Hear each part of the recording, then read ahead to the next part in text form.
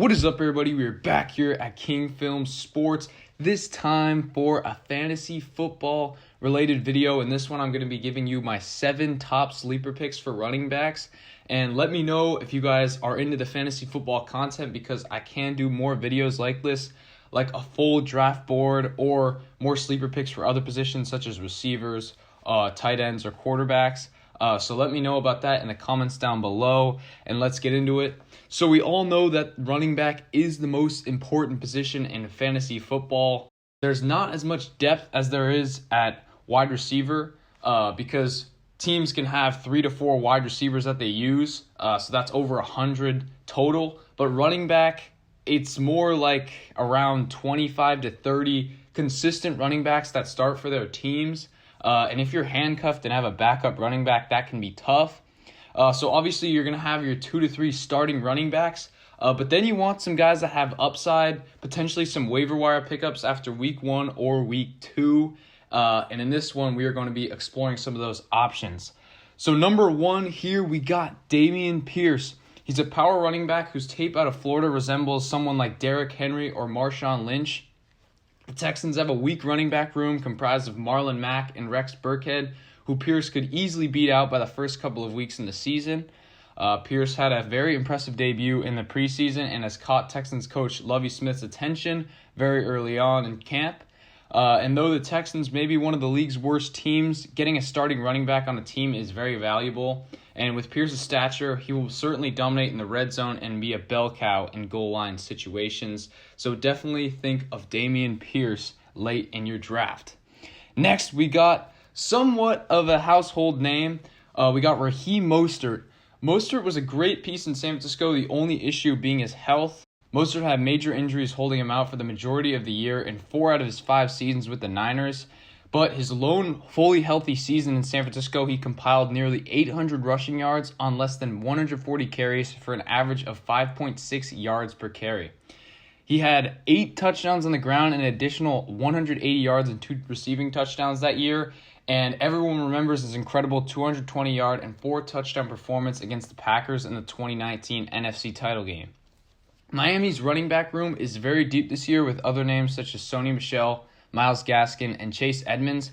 However, many believe that Mostert will emerge as the number 1 back, especially because Dolphins head coach Mike McDaniel worked with Mostert all those years in San Francisco as the Niners' offensive assistant. Mostert has great upside and a scary Dolphins offense this upcoming season as long as he can stay healthy. Definitely keep your eye out for Raheem Mostert late in the draft. Next, we got Tony Pollard, the 4th year back in Dallas. Pollard will have an increased role with the Cowboys this season as Ezekiel Elliott's production and usage have been declining in Dallas over the past couple of seasons.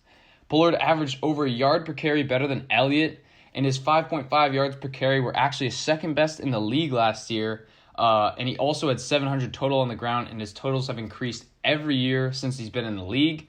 With the Cowboys' great O-line, Pollard may prove to have more production on the ground this season than Zeke. And he's also been a proven commodity in the receiving department with over 300 yards last year and over 40 receptions.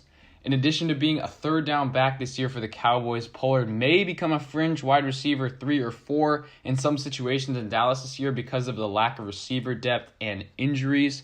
So definitely keep your eye out for Tony Pollard. He's probably going to be the highest on the list on the draft board out of all of these backs, but I still think he is worth the pick.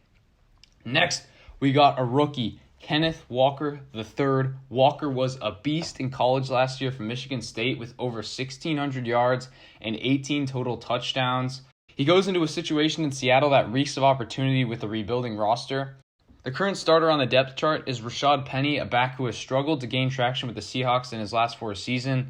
And the reports out of camp indicate that Walker has a strong chance of winning the job over Penny, with the coaching staff being very impressed with the work of the touted rookie. While Walker did have to undergo hernia surgery, he is expected to be back for week 1, although that might be something you need to keep an eye on. Walker should gain momentum throughout the year and be a dominant back in Seattle down the road this season. Next, we got Tyler Algiere of the Atlanta Falcons, another rookie. The Falcons find themselves in an odd situation this upcoming season without longtime quarterback Matt Ryan and a true running back on the roster. Cordero Patterson had a lion's share of the carries last year for the Falcons and had good production in that role, but I still believe he remains more of a receiver. I think there is room for a starting back on the squad, with Patterson getting some end-arounds and other various carries sprinkled in. Algiere led the country in rushing yards in 2020 and then outdid himself last year with over 1,600 rushing yards and 23 touchdowns for BYU. His only competition is Damien Williams, who has struggled to find his place in the NFL after sitting out the COVID year and then rushing for less than 200 yards last year on the Bears. Sure, the Falcons might struggle to win games and score points this season, but I think Algiere is a great sleeper pick to get a ton of carries and a lot of yards. Next on the list, we've got A.J. Dillon, Quadzilla of the Green Bay Packers. Dillon is not like most of the other sleepers on this list, as we know what he's capable of. While most think of A.J. Dillon as a handcuff pick, as he's a backup to starter Aaron Jones, their stats last season were eerily similar, both having around 800 yards on the ground and over 300 through the air. Although Dillon had only 7 touchdowns last season, it is reasonable to assume that he will have more this year because he is the goal line power back, and the Packers' offense might need some additional help with the absence of a true number one receiver without Devontae Adams this season. So I think A.J. Dillon is a great pick, and I think he might be better than Aaron Jones in terms of production this season in Green Bay.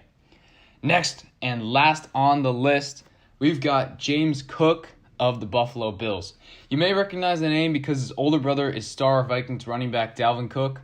James Cook burst on the scene last year for the national champion Georgia Bulldogs as a do-it-all speedster running back with over 1,000 total yards and 11 touchdowns. His numbers likely would have been a lot better if he did not have to compete for carries with Zamir White, who is also a talented rookie on the Raiders. Cook is joining a prolific Bills offense with dual-threat MVP favorite Josh Allen at the helm. It helps his case that the Bills have struggled to find a consistent bell cow running back, being that Zach Moss and Devin Singletary combined for 7 fumbles last season. I think that Cook could bypass both Singletary and Moss entirely a few weeks into the season, and his stock will only rise as the year rolls on. So that does it for the list, guys. Those are my top 7 sleeper running backs. Once again, Damien Pierce on the Texans, Raheem Mostert in Miami, Tony Pollard in Dallas, Kenneth Walker for the Seahawks, Tyler Algiere for the Falcons, A.J. Dillon for the Packers, and then James Cook for the Bills. These guys have a lot to prove this upcoming season, and while they might be backups or third strings on their teams right now, I think they all have a ton of upside, and I think by playoff time, these could be starting running backs for your team or great waiver wire pickups later down the road. So let me know what you think of my sleeper running backs, or if you guys want me to do any fantasy football related videos down the road, and I will see you all in the next one.